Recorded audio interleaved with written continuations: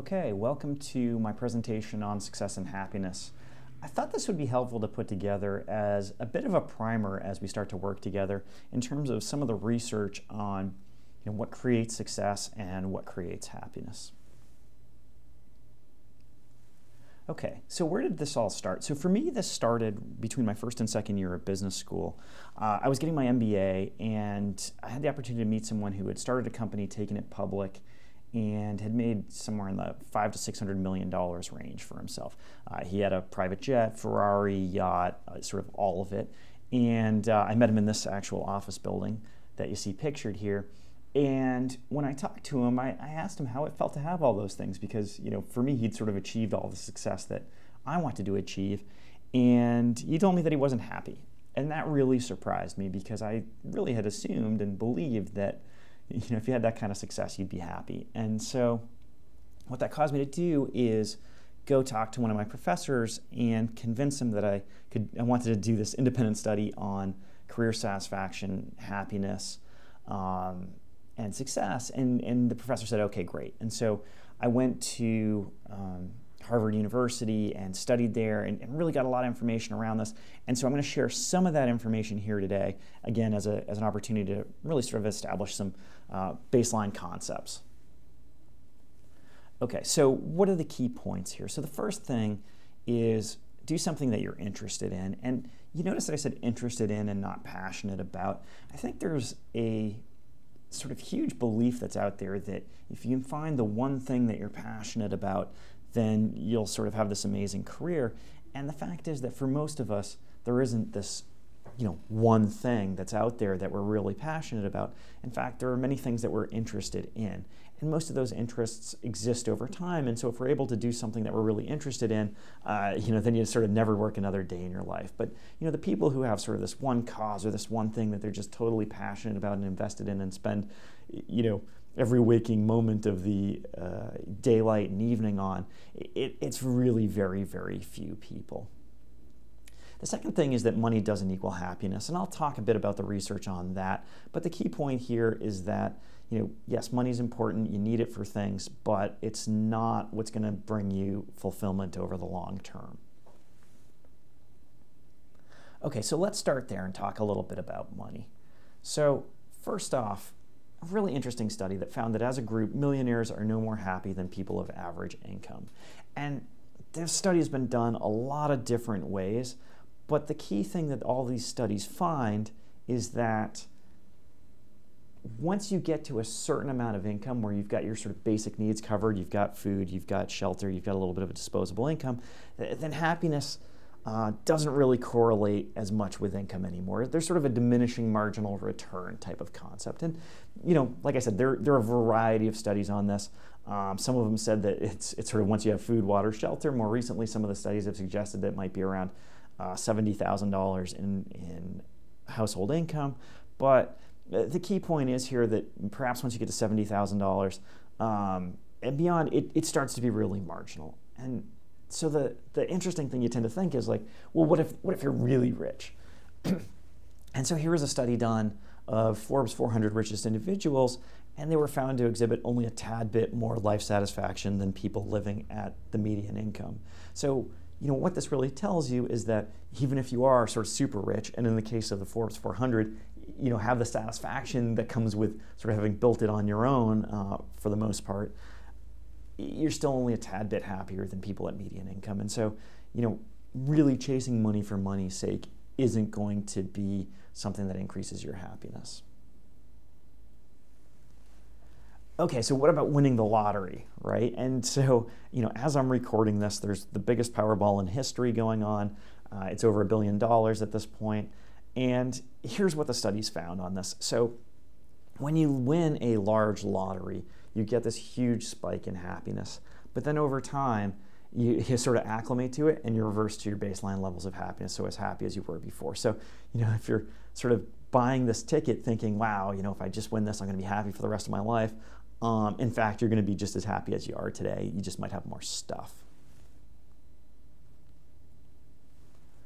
Okay, so what about retail therapy, right? And this is the thing you hear about frequently. Somebody says, oh, I'm depressed, I'm going to go shopping, I'm going to go to the mall, whatever that is. So there's a concept in psychology called the hedonic treadmill. And the idea is that new possessions give us this temporary boost in happiness, but then we acclimate to them. And we acclimate to them, they become the new normal, our expectations rise, and then we seek the next possession to increase our happiness. And so, this can be true of a variety of things. It can be true of, I have a friend who really enjoys watches, as an example, right? And so, the watches keep going up and up in value. He recently bought a $20,000 watch, right? And so, that's an example, right? But you sort of acclimate, the watch you had becomes your watch. And so, to use a more common example, you can sort of imagine this case where this is your car, nice white Hyundai, nice looking car, clean, it's fine. You acclimate to it and you think, oh, it'd be great if I had something better. And so, maybe your career goes well, and then you go out and you buy, the Camry, right? And the Camry, and this is a hybrid Camry, right? So you're getting 45 miles a gallon, it's a nice looking car, you feel proud about it, but then you just acclimate to it, and over time, it just becomes your car. And you start thinking about, well, what would be better? And then you buy a Lexus, right? And the Lexus is great, and you think it's awesome, and you're excited about it when you park it in front of your friend's house or whatever, or at the mall, and you feel good about it, but then you acclimate to it. And then you buy, your Porsche Panamera, and so it just doesn't stop is the point. And pretty soon the Porsche just becomes your car, and that's that. And so the key point in all this is that humans adapt. And so when you buy something, you get that spike in happiness, but then you adapt to it and it becomes sort of your new normal. And my favorite study around this, because I think it's actually really encouraging, is one around people who become paraplegic. And so you can imagine this case where you're sort of driving down the street, today after work, and this car comes out of nowhere, runs a red light, and T-bones you, and you're instantly paralyzed, right? And that's one of probably the most horrible things you can sort of imagine happening to you as a person. But what the research found is that within 8 weeks, people who have been recently paralyzed exhibit more positive emotion than negative, and within a few years, they wind up only slightly less happy than average, than individuals who were never paralyzed, right? And you think about that, and it's like, wow, that is mind-boggling. I mean, I know, if you asked me, which would you rather have happen? Would you rather, lose your job, lose your house, lose your car, or be paralyzed? I would say, like, take the house, take the car, take the job, right? Do all of those things. And, in fact, this sort of, it may not be the worst case scenario, but certainly a really bad scenario, people end up really feeling only slightly less happy than before. And so the point is that humans are tremendously adaptive. And the reason I like this study so much is I find it tremendously encouraging, which is to say that, if you take that career risk and you try to do something that's really different than what you've done before, and it doesn't work out, chances are you're going to end up just as happy as you were before you took the risk. So really, there's no downside in taking a risk. And that's really a wonderful and I think empowering idea. Another thing to think about is what they call affective forecasting, or really predicting how happy you're going to be in the future. And people are really bad at predicting this, like predicting how they're going to feel about things. And there are a variety of reasons for it. One is what they call the paradise fallacy. The idea is that you focus on one positive element of a situation. So you can sort of imagine, in my case, I love sailing, right? And so I have this vision of taking my family and, sailing in the South Pacific. But, in my head, right, what do I think about? I think about swimming in the water. It's pristine. It's beautiful. There are these sandy beaches. It's warm. And I tend to not, and I focus on that positive element, and I don't really think about the fact that, gosh, I'm going to be doing a whole lot of, engine maintenance and, replacing oil and, grimy parts and things in places of the world where I don't speak the language, and there are going to be a whole bunch of challenges around it, right? And so this paradise fallacy is like focusing on one element. Another piece is overestimating the long-term impact of choices. So in other words, that sort of choice, you make to do something, doesn't have the impact that you might think it will have, in the future. So the common study that's cited around this is around asking people who are professors how they'll feel if they get tenure or don't get tenure. And of course, if you ask them before they go up for tenure, they say, if I get it, I'll be really happy, and if I don't get it, I'll be really sad. And the impact of this sort of choice, or in this case, event, is actually much less. So when you ask them afterwards, they're about as happy as they were before if they got tenure. They're about as happy as they were before if they don't get tenure. And so the point is, you tend to overestimate the long-term impact of a choice or an outcome. Another piece is around maximizing versus focusing on personal satisfaction. I'm going to talk a bit about that more later, but the idea is you want to focus on your personal satisfaction as opposed to the overall best outcome. Another piece is overlooking personal preferences and your personal experience. In other words, it may sound fantastic to go be a doctor, but if you don't like the sight of blood, then you probably don't want to be a doctor, right? And so it's like, it may look great to be a doctor and be in the lab coat and drive a Mercedes and whatever, but that just may not be who you are.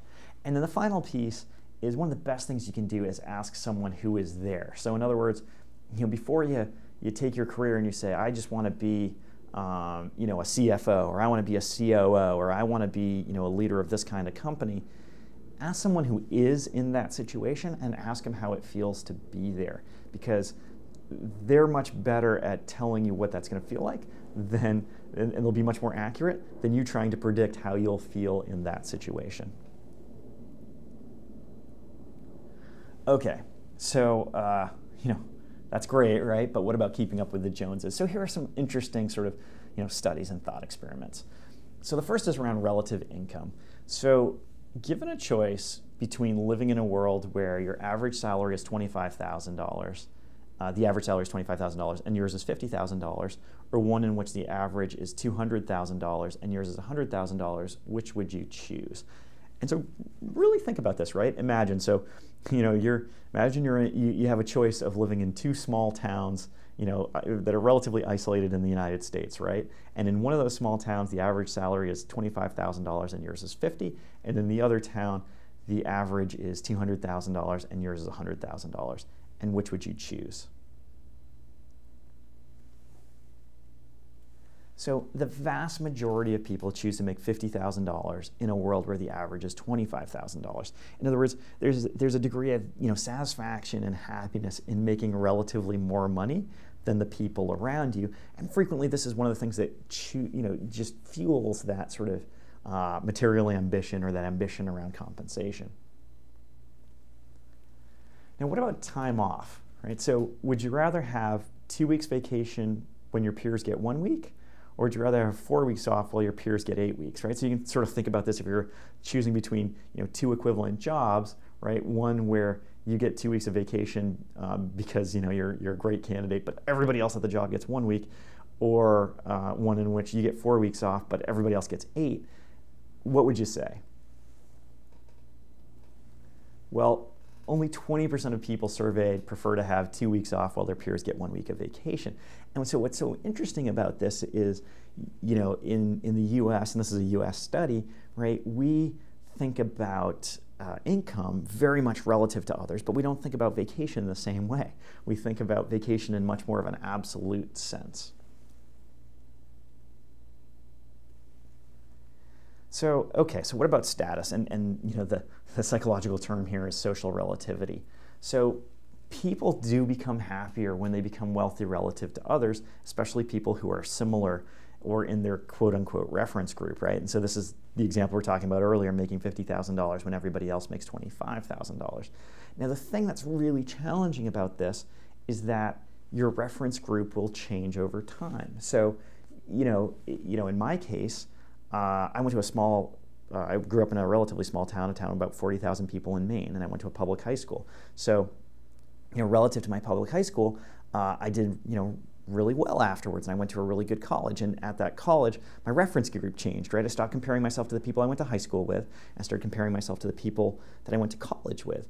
And so, I had some good career success after that, and so it looked really good relative to those folks. And then I went to Harvard Business School, and my reference group at Harvard Business School is this amazing group of people. And so, when I think about my income relative to my peer group at Harvard Business School, like it's almost laughable how much more money some of the people that I used to go to school with make more than I do today. And so the challenge is, if your reference group generally tends to shift, you tend to associate with people who are more and more, sort of like you, and that person who sort of makes that much more money right? Sort of feels this kind of has this positive effect around them. And so, I point this out because status and social relativity is very real, but at the same time, it's not something that sort of ever goes away. You can see this, with the car example, right? Just when you buy that Porsche Panamera and you finally got it, somebody moves in next to you with, a Maybach or a Bentley or whatever, and so that happens, right? You constantly refer to a different group, and that reference group changes, and you tend not to feel as good about yourself. And so one neat study around this is looked at Olympians, and it found that silver medalists are found to be less happy than bronze medalists. And the reason is because the people who got the silver medal compared themselves to the gold medalists and said, I could have gotten gold. The people who got a bronze medal compare themselves who didn't get any medal, and they say, wow, look how well I did, right? And so if you think about it objectively, it makes no sense. The silver medalist should be happier than the bronze medalist. But in fact, it's all about how they choose to think about their reference group. Okay, so what about achievement? So here's the thing, right? If you over-prioritize money at all levels of real income, people who value money more than other goals are less satisfied with their income and with their lives as a whole.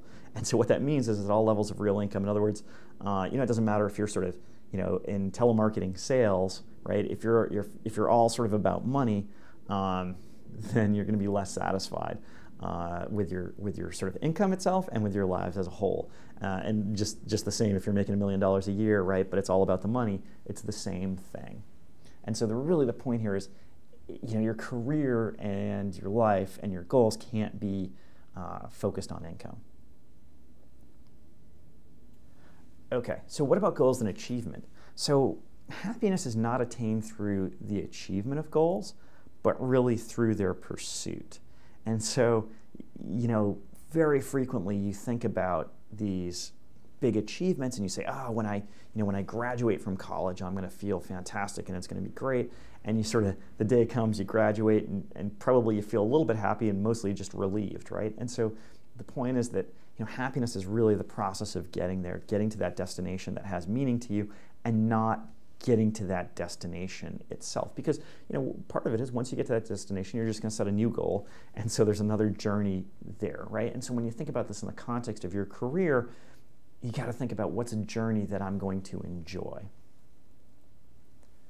And so, to that point, right, like I said, when you achieve a goal, sometimes you get happiness, generally it's relief, but either way it's very fleeting. Okay, so what about self-concordant goals? So self-concordant goals are these goals that are consistent with your individual values and your just developing interests and your long-held interests. These are the goals that you freely choose, the things you want to do versus have to do. These are the things that are intrinsically important to you. And these are the best kind of goals. I think, very frequently we have goals like I should, right? I should lose weight. I should go to the gym and exercise. I should, do these things. But they're not, necessarily intrinsically important to you. Yet there are other goals that are really intrinsically important, and those are the ones you really want to focus on. And the reason you want to focus on them, besides the fact that it feels good and you enjoy the journey, is that goal concordance predicts the level of effort over time. And this is probably the most obvious psychological conclusion in the world, but it basically looks like this.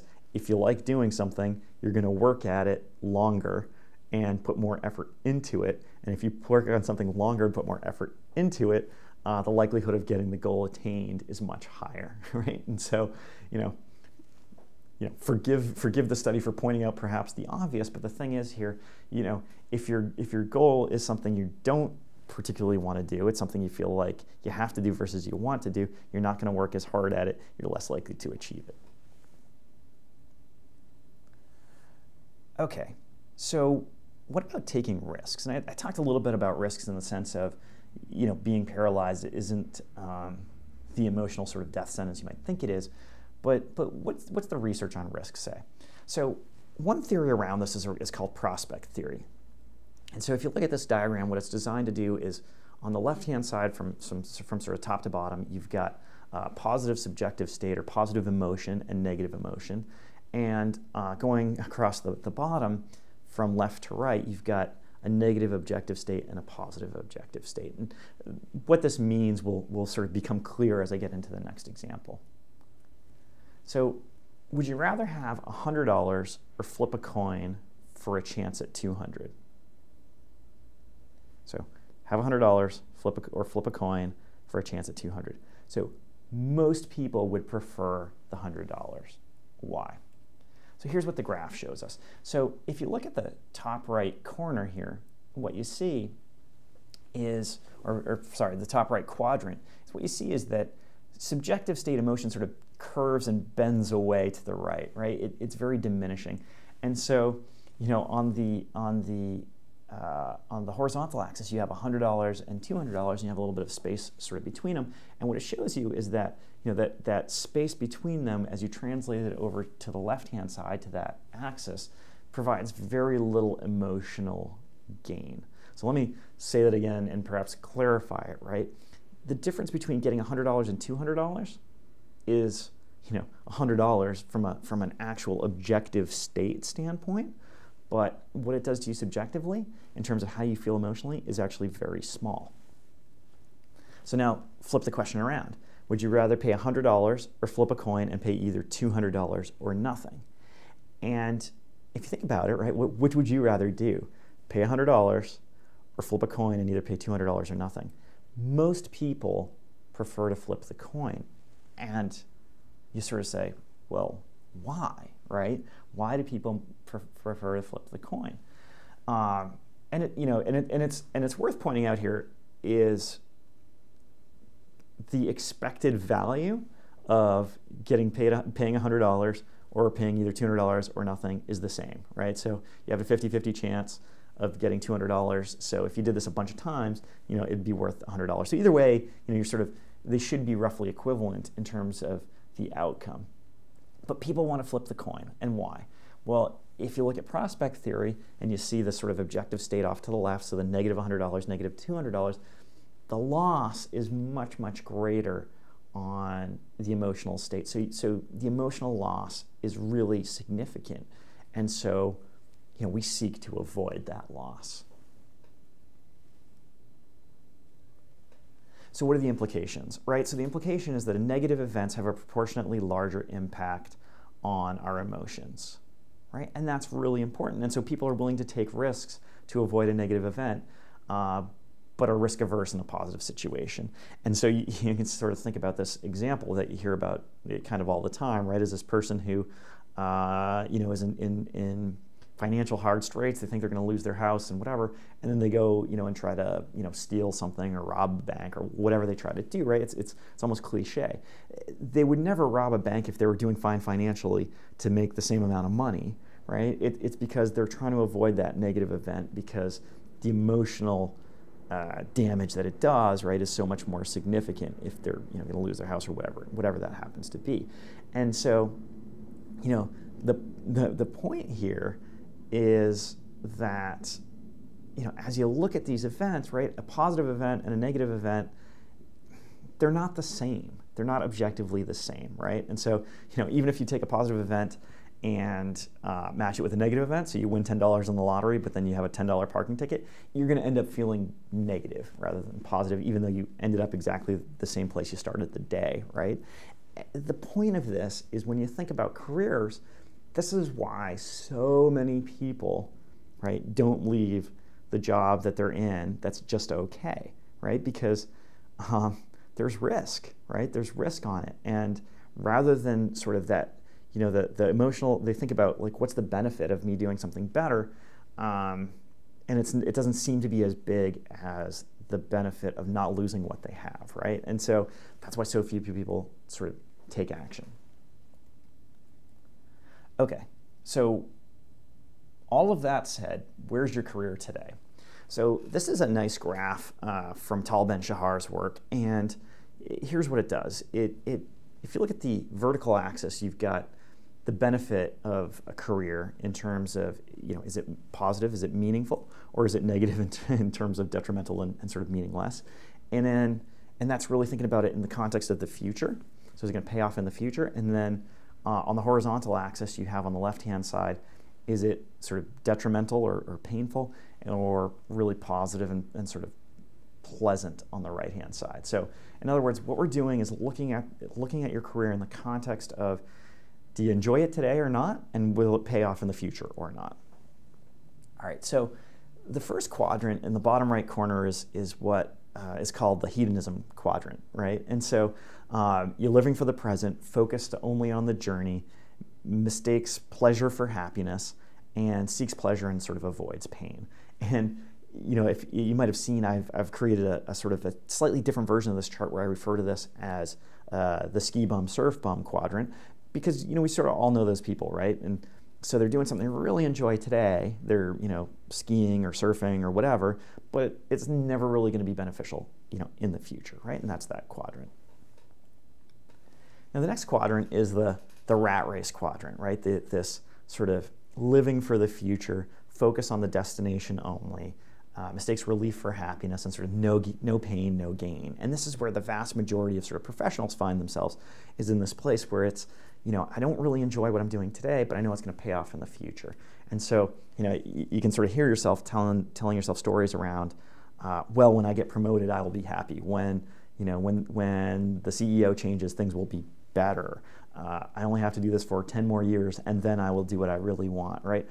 All of those things are really thoughts and ideas that are born of the rat race quadrant. Now, what's interesting about the rat race quadrant is if you compare it to the hedonism quadrant, both of these people sort of tend to look down on each other because they've each prioritized something different. So, the person in the hedonism quadrant has prioritized pleasure today, and so when they think about the person in the rat race quadrant, they go, hey man, life's short, live in the now, enjoy your life, and gosh, I could never sit behind a desk at an office, and that's so miserable, and blah, blah, blah.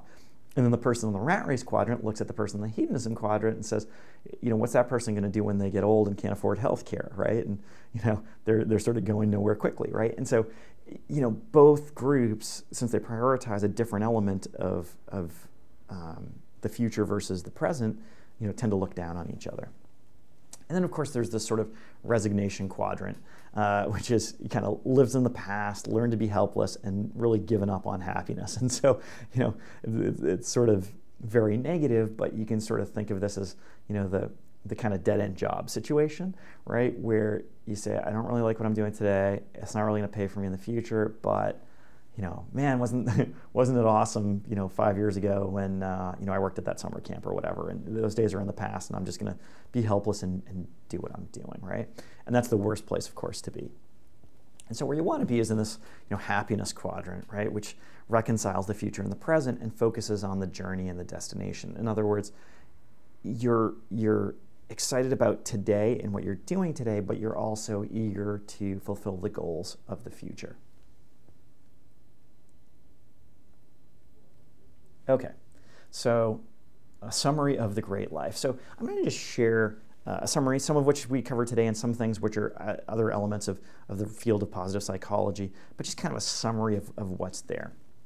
So first, have direction, right? Important values and goals, right? So you need to have that sense of direction, things that you value, things that are important to you, and a sense of goals, and preferably self-concordant goals, right? The things you want to do as opposed to things you have to do. You need strong and supportive relationships. And this isn't really something we've talked about, but the research on positive psychology talks about it all the time. You need to make sure you're spending time with people that you care about and people that care about you. And that's a really, really important thing. Third, material sufficiency. And what I'm talking about here is making enough money, right? And it's not enough is whatever enough is, right? Enough is, you have your food, you have your shelter, and at least according to some studies today, $70,000 in household income, right? That's material sufficiency. And like I said, beyond that, you really don't need more. You don't get much more bump out of it. Cultivate spiritual emotions. And so this is less about religion, although religion does correlate positively with happiness, but it's more about feeling like you have a sense of purpose, that you belong to something that's really bigger than yourself. You want to make sure that you use intelligent forecasting and wise choices. And so what we're talking about here is, that idea of thinking about what will make you happy in the future, asking people who are there and really making good choices about the right path for you based on what's really intrinsically interesting to you and not what sort of society kind of pushes on you or your friends or family push on you. Then you want to think about attention, interpretation, and memory. And so really, I mean, there's a lot that can be said on this, and I definitely have a bunch of exercises around these 3 areas, but let me hit kind of the key highlights here. One is, what do you focus on your attention on? So if you focus on everything that's wrong with your job every day, your job will be miserable. If you focus on the things that are going right, it'll be much better, right? And that's true of your job, it's true of your relationship, it's true of your life. So what do you choose to focus on is really important. Interpretation is important in the sense of how do you interpret the events that happen to you each day. And I've got a really neat exercise around optimism that can actually increase how optimistic you are. But the key thing there is that there are things that happen to us each day, and we can choose to look at them in a positive light or a negative light, and that choice is really ours, and there's some techniques we can use to really be more successful and sort of feel happier. And then finally, memory is the third part, which is, what do you choose to remember? You can choose to remember the negative about everything or the positive about everything. It's really a segment of attention, if you will, but you want to really think about memory in the context of kind of what went well, right? And most people that I know, I don't know if it's most people in general, but most people that I know tend to do this, right? You tend to look back on past jobs, past relationships, and sort of tend to focus on the positive pieces of them. And finally, happiness is a process, not a place. So, there isn't this place called happiness, which is when you win the lottery or when you get your dream job. It's about doing all the things that I mentioned here consistently every day, and that's about finding happiness. So, okay, what can you do to take action? So, the first thing to think about is, are you a maximizer or a satisficer? And so, what does this mean? Well, this is from Barry Schwartz's work, and it's really interesting. His work is around the paradox of choice, and basically the more choices people have, they tend to become actually less satisfied. And frequently, actually, I see this with clients, right? There's just this whole world of opportunity and all these things they can do, and so as a result of all those options, right, it's really hard to be satisfied with the option that you choose. And so here's what maximizers do. First, look at all the possibilities before deciding. So, I want to know every single possible opportunity, and then I'll decide. Always look for better opportunities, right? So whatever they're doing, they're always thinking like, oh, it might be something better out here, might be something better out there. Third, channel surf even while watching a program. So I'm very guilty of this. I'm naturally a maximizer by just sort of character. But if I get in my car and the radio's on, I hear a song I like, I will then check every single one of my presets to make sure that that first song was the song I like the most of all the songs playing, right? And that's just really quite ridiculous, but nonetheless, that's what I sort of do, right? Maximizers tend to enjoy rankings, best movie, best athlete, whatever, never settle for second best, and often find it difficult to shop for a gift or a friend. And this is another one that really resonated with me. I remember in the past really spending a lot of time, looking for a gift for someone that I cared about, very frequently, and because I wanted to know all the gifts that were out there that might be applicable, and then find the best one. And sometimes I do that today, even too, with shopping for the best price. It's like you got to go to this store and that store and that store and that store, to find the right flat screen TV, and is it the best possible price and the best possible combination, right? That's very much what a maximizer does. The problem is that maximization is not a great way to be, and you're much better off if you're what they call a satisficer, which is a lower tendency to do the above. And so the problem is maximizers tend to be less happy, sort of more anxious, more depressed in general. And so the thing is that people like me who are maximizers naturally need to work on excuse me, is becoming more like satisficer. So doing these things less often, being willing to take a step and really move forward. So what does a great career look like? And this is really, to distill everything we've talked about to something that's sort of meaningful to you today. First, get a clear sense of direction, right? Important goals and values, self-concordant goals, and really push those forward. material sufficiency, make sure you're making enough money. Find like-minded colleagues that you enjoy. So in the interview process, really think about, would I like to work with these people? Create the right social network. And what I'm really talking about here is making sure that, you know, whatever field you're in, you just like the people that are in the field, right? And so, you know, when I say that, what I mean is that if you've ever been around a group of teaching or training professionals, right, it's a very different group than if you go to a group of finance professionals, right? And so, you know, the first group is very bubbling and sort of open. The second group is much more maybe reserved and calculating. And I don't mean to stereotype the groups, right? I mean, there are certainly nuances with everyone there. But the point is that different career paths generally attract different types of people. And so you really want to think about, you know, are the type of people that you are most like and you most enjoy being around, you know, in that type of career that you're looking at. And then you also want to think about a sense of purpose, right? Do you feel a sense of purpose and connection to what it is you're doing? And then finally, and this is probably one of the most important ones, is you've got to make good choices, but not perfect ones, right? There is no perfect job. There is no perfect career. Every job has parts that you won't like in it.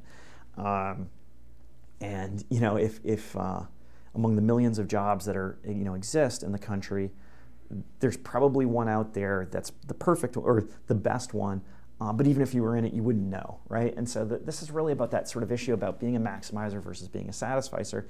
The idea here isn't to be satisfied with something that's not great, but the idea here is that, you know, sort of there comes a point where you have to make a decision and be satisfied with it.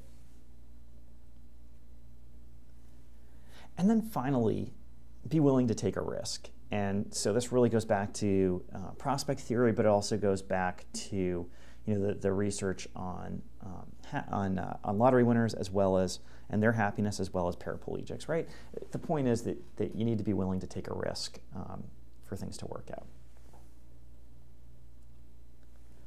Okay, so that wraps things up. So hopefully that was helpful as a bit of a primer on positive psychology, career satisfaction, happiness, and success, and what that looks like. And what I hope that does is provides you a bit of a foundation for thinking about what the right next opportunity is for you in your career. Thanks for watching.